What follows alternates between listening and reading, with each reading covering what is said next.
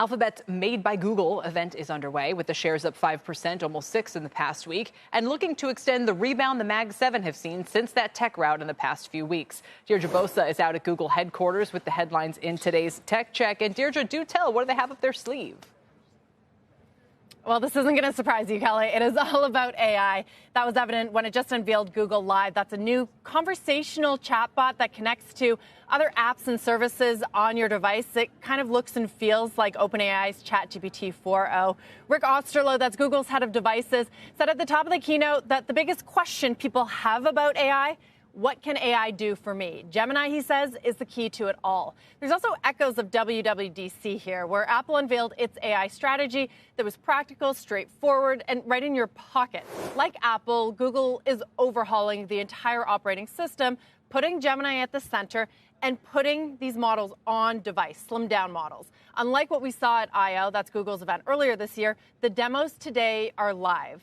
They're glitchy, they had to be done on different devices, but they ultimately did show a personal assistant capable of more complex tasks like creating calendar events based on an email, also in line with things that we have already seen AI do.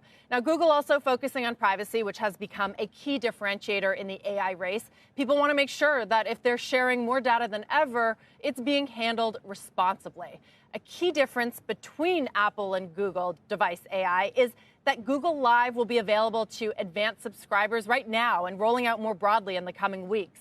Apple Intelligence, meanwhile, that won't be widely available to users until potentially as late as next spring, some features rolling out later this year in October. Another difference, Google AI will be available on hundreds of phone models and dozens of device makers. Apple Intelligence will only be available to certain iPhone 15 users and those who are willing to upgrade to that iPhone 16 model. The keynote, Kelly, still going on inside a few steps from where I am right now.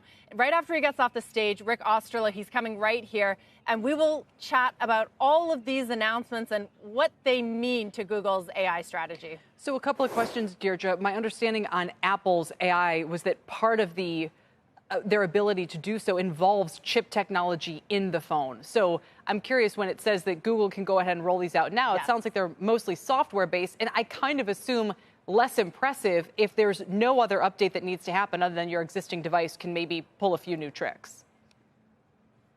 Software is how users are going to interact with it, but hardware is key. Apple has the M series chip, which has really helped it in this AI race. Google has TPUs, its tensor processing units, its own custom-made chip that makes these slimmed-down models available right on the phone, right on device. It's a new way of sort of doing AI that doesn't require the data to actually leave the phone. So it's part of that privacy proposition that both of these companies are touting, but Apple historically has a leg up on. And are we correct to think about Samsung phones as phones that would be part of this device world, or are these Google manufactured phones only? That is one of the key differences, right? You're only going to be able to get Apple Intelligence on Apple devices.